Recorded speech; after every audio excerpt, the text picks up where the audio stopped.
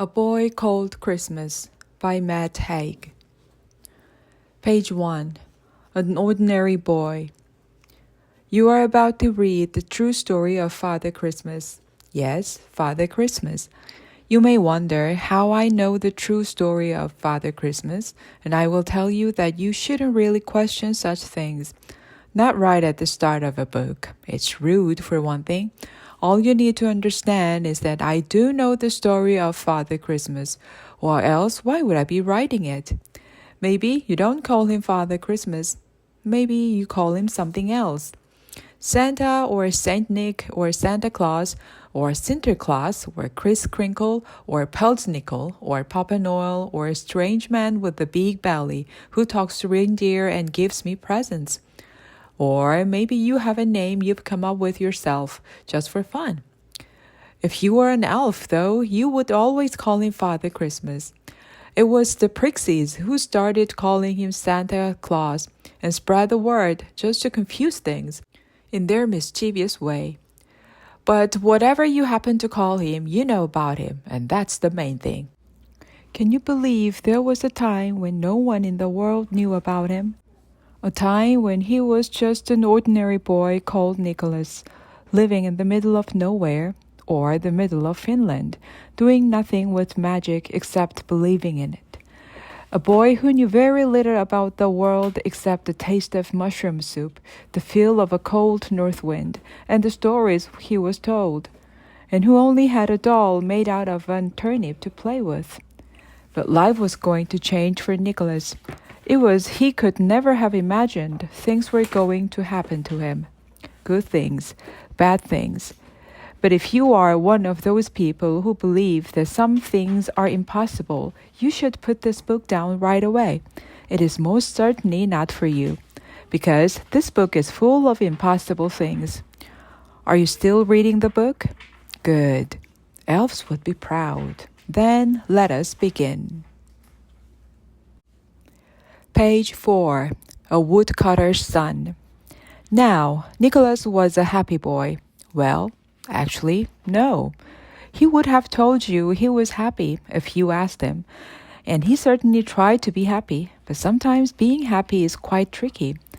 I suppose what I'm saying is that Nicholas was a boy who believed in happiness, the way he believed in elves and trolls and pixies. But he had never actually seen an elf or a troll or a pixie, and he hadn't really seen proper happiness either. At least not for a very long time. He didn't have it that easy. Take Christmas. This is the list of every present Nicholas received for Christmas in his entire life. A wooden sleigh, a doll carved out of a turnip. That's it. The truth is that Nicholas's life was hard, but he made the best of it. He had no brothers or sisters to play with, and the nearest town, Kristinankaupungki, was a long way away.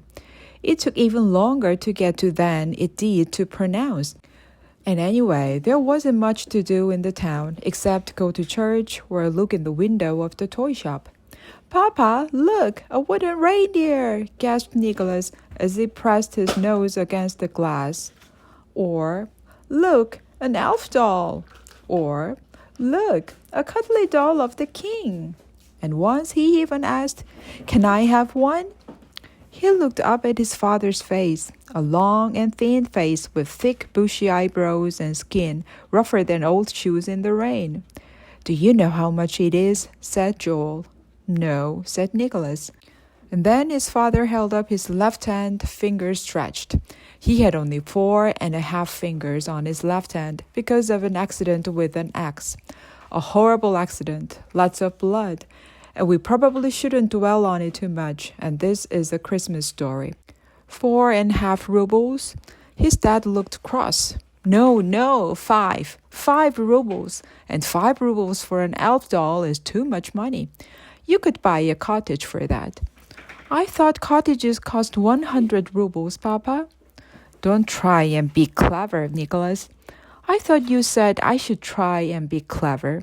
Not right now. And anyway, why would you need an elf doll when you have the turnip doll your mother made? Couldn't you pretend the turnip is an elf? Yes, Papa, of course. Nicholas said, because he didn't want to make his dad upset. Don't worry, son. I'll work so hard that one day I'll be rich and you can have all the toys you want and we can have a real horse with our own couch and ride into towns like a king and a prince. Don't work too hard, Papa, said Nicholas. You need to play sometimes too, and I'm happy with my turnip doll. But his father had to work hard, chopping wood all day and every day. He worked from as soon as it was light to when it was dark. The trouble is, we live in Finland, his father explained on the day our story starts. Doesn't everyone live in Finland? Asked Nicholas. It was morning. They were heading out into the forest, passing the old stone well that they could never look at. Joel had an axe on his back.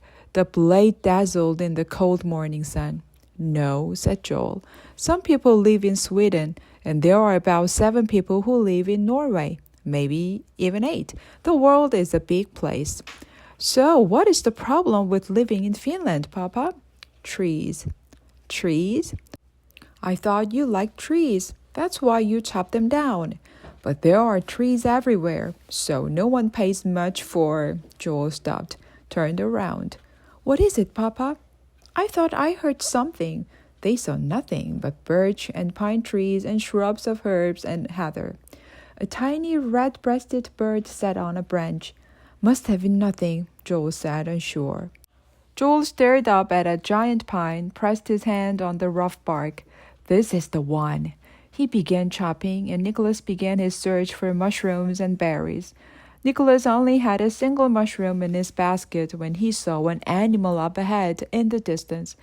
Nicholas loved animals, but mainly saw only birds, mice, and rabbits. Sometimes he would see a moose. But this was something bigger and stronger. A bear. A giant brown bear, about 3 times the size of Nicholas, standing on its hind legs, its huge paws scooping berries into its mouth. Nicholas's heart started a drum roll of excitement. He decided to get a closer look. He walked quietly forward. He was quite close now. I know that bear. The terrifying moment when he realized he recognized the bear was also the one when he stepped on a twig and it cracked. The bear turned, stared straight at him. Nicholas felt something grab his arm hard. He turned to see his father looking crossly down at him. What are you doing? Joel hissed. You'll get yourself killed. His dad's grip was so tight it hurt. But then he let go. Be the forest, whispered Joel. This is something he always said whenever danger was around.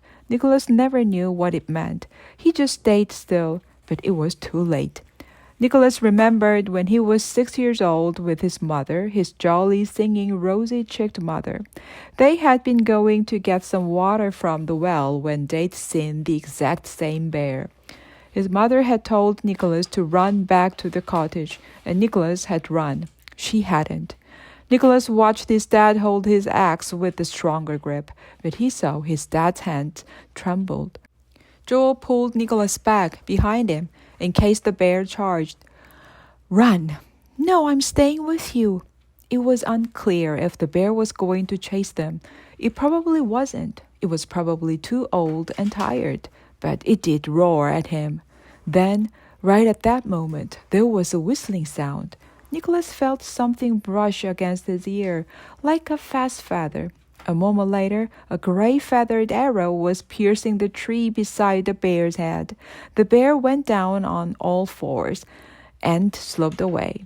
Nicholas and Joel looked behind them, trying to see who had fired the arrow, but there was nothing but pine trees. It must be the hunter, said Joel.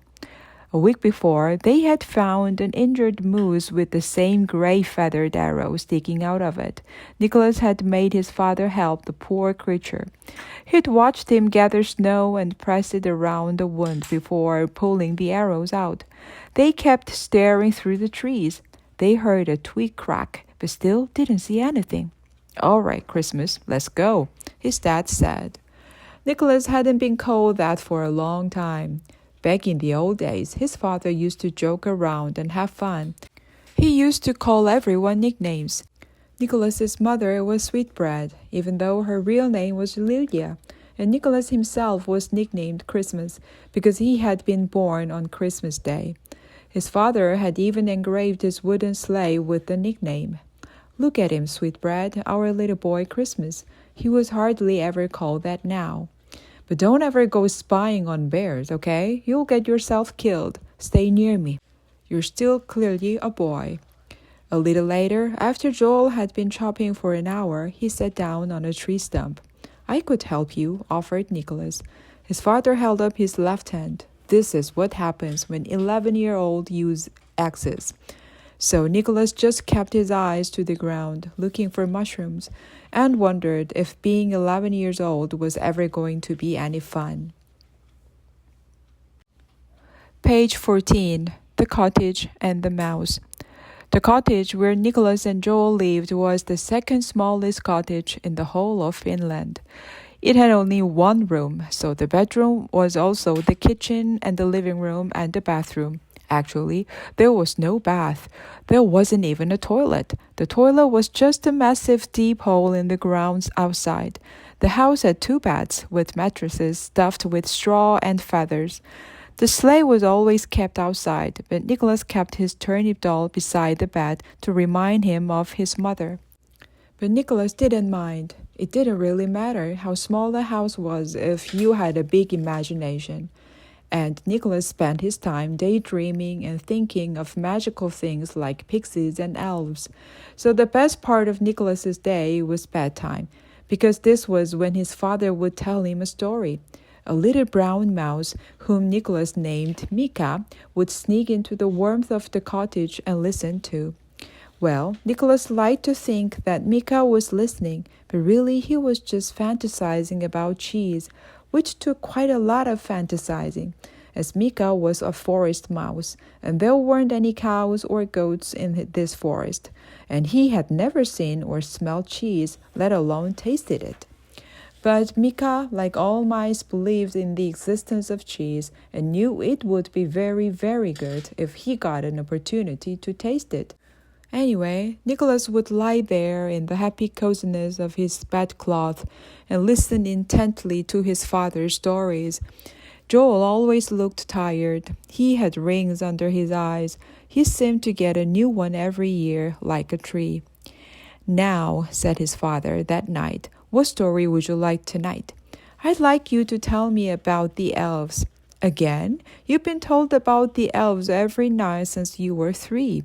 "Please, Papa, I'd like to hear about them." So Joel told the story about the elves of the far north who lived beyond the only mountain in Finland, a secret mountain that some people doubt is there. A magical land, a snow-covered village called Elfham surrounded by wooded hills. "Are they real, Papa?" Nicholas asked.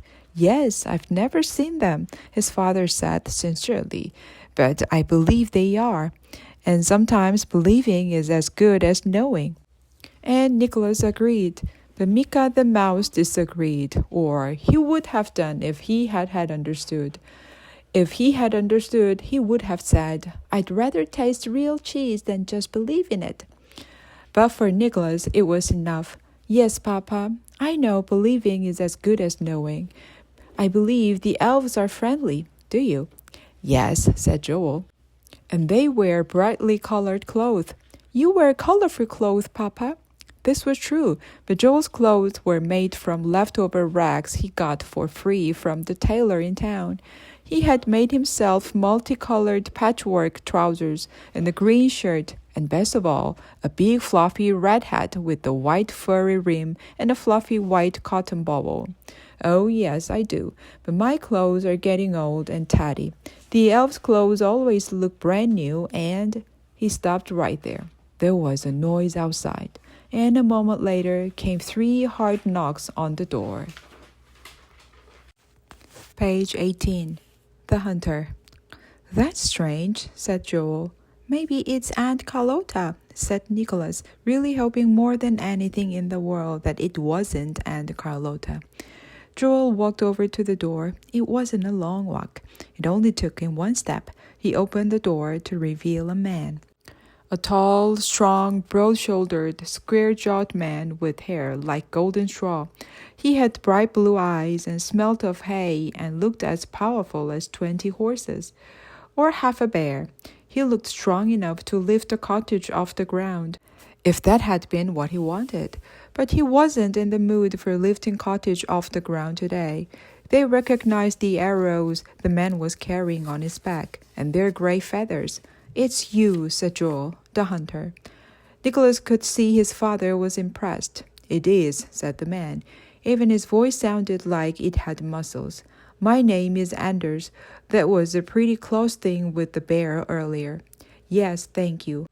Come in. I'm Joel, and this is my good son, Nicholas." The big man noticed the mouse sitting in the corner of the room, eating a mushroom. "I don't like you," said Mika, looking at the man's large shoes. "Your feet are frankly terrifying." "Would you like a drink?" Joel asked meekly. "I have some cloudberry wine." "Yes," said Anders. And then he saw Nicholas and smiled in a friendly way at him. "Wine would be nice. I see that you wear your red hat even indoors, Joel. Well, it keeps me warm." Cloudberry wine, thought Nicholas as Joel pulled down a bottle that was hiding on top of the kitchen cupboard. He didn't know his father had any cloudberry wine. Fathers were mysterious. "I've come to ask if you can help with something," said Anders. "Ask away," Joel said, pouring out 2 cups of wine. Anders took a sip, then a gulp. Then he drank the entire cup. He wiped his mouth with his big, sweaty right hand. "I want you to do something for the king." Joel was startled. "King Frederick?" Then he laughed. This was clearly dark hunter humor. For a minute there, I actually believed you. What on this earth would a king require from a humble woodcutter like myself?"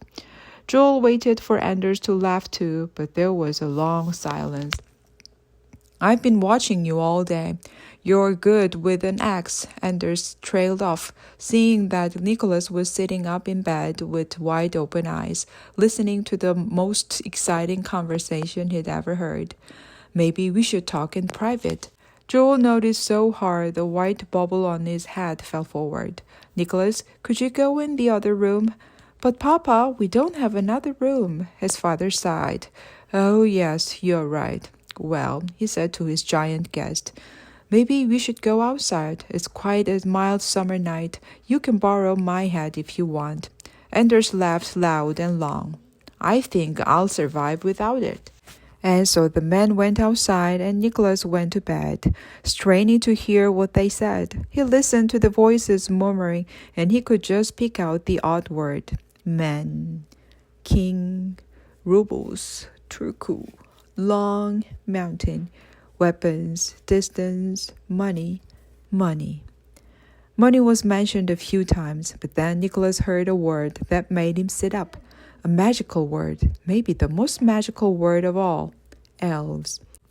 Nicholas saw Mika scuttling along the edge of the floor. He stood up on his back legs, stared at Nicholas, and looked ready to have a conversation. Well, he looked as ready as a mouse ever looks to have a conversation, which isn't much. "Cheese," said the mouse in mouse language.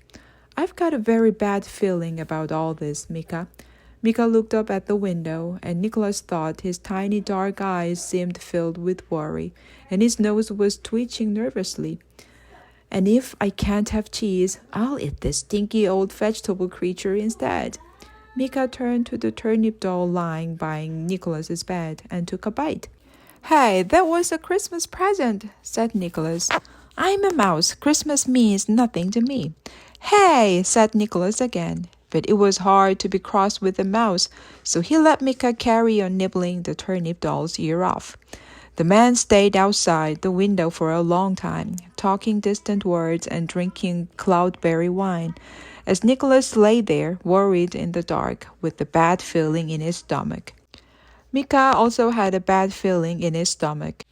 But that is what you get from eating raw turnip. "Good night, Mika." "I wish it had been cheese," said Mika. And Nicholas lay there with the horrible thought. The thought was this: something bad is going to happen. And he was right.